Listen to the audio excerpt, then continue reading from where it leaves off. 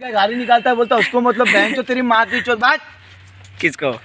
उसे। अरे फिर ऐसे ही दिखा दिए, अभी तुम तो दिखाए, वो गाड़ी में बैठ गया, फिर भी छोड़ के चलेगा। हाँ आ रहे हैं तो लौटा हर जगह आ रहे हैं चलेगा, कसम से लौटा में बालू पंदरपुर में खास कर बालूला में किसी को आ रहे हैं मत बोलना, ये नियम है।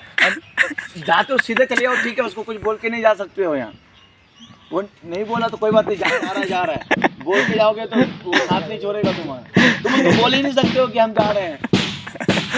हाँ कसम से